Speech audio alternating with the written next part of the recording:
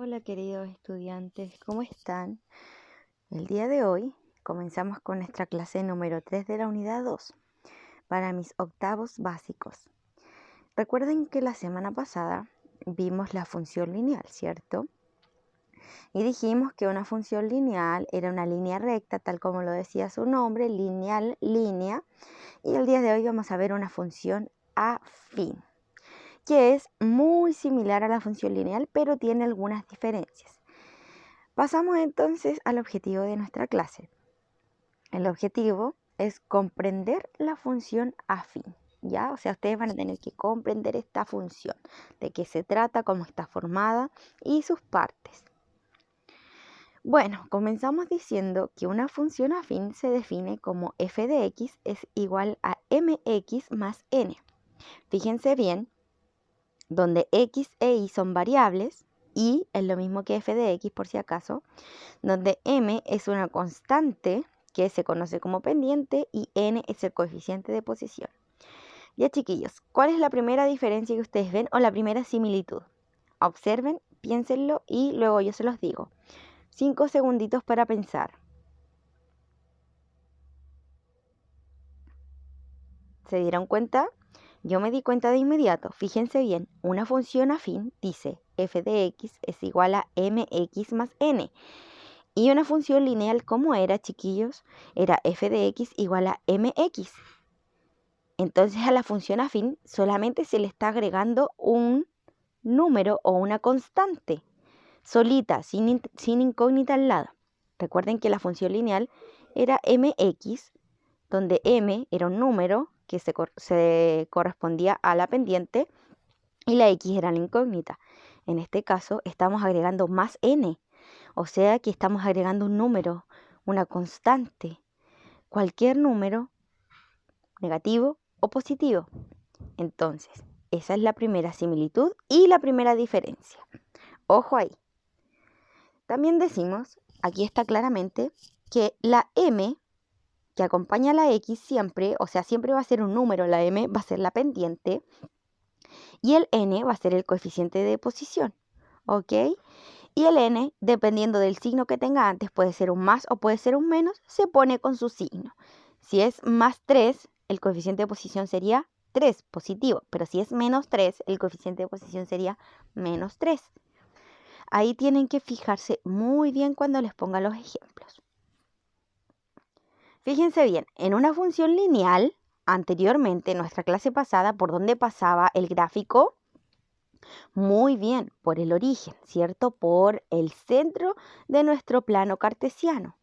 En este caso, una función afín, la línea pasa por sobre el eje Y, es decir, corta al eje Y.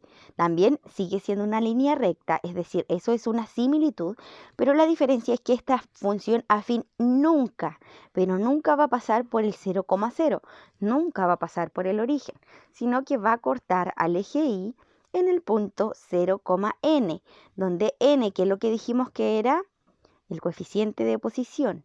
Entonces, si el coeficiente de posición es 3, cortaría al eje Y en el punto 0,3. Ahí tienen que fijarse muy bien. Esto, donde corte el gráfico, donde corta el eje Y en el gráfico, va a ser en el coeficiente de posición.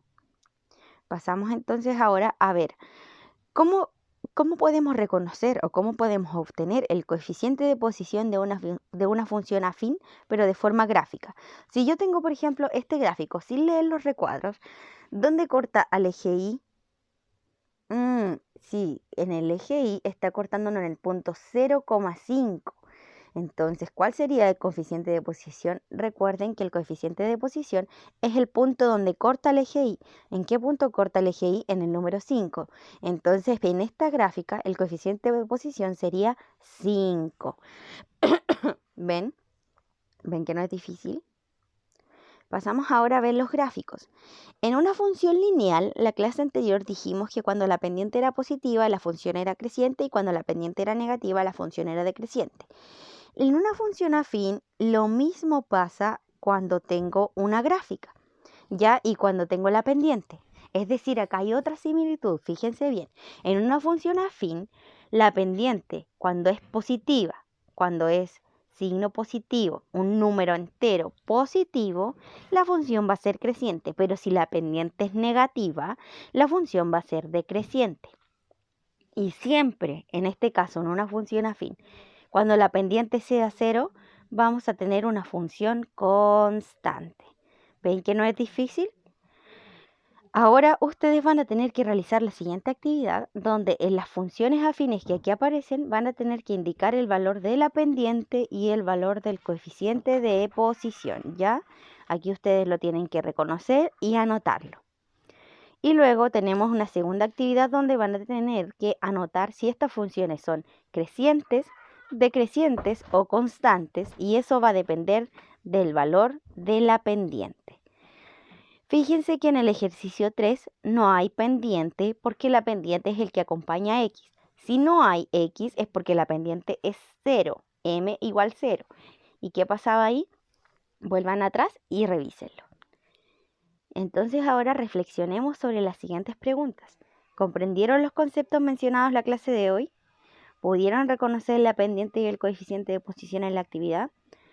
Déjenmelo saber y muchas gracias por su atención. Ya saben que cualquier consulta, principalmente vía WhatsApp o a mi correo electrónico, estoy súper pendiente por ahí respondiendo todas sus interrogantes.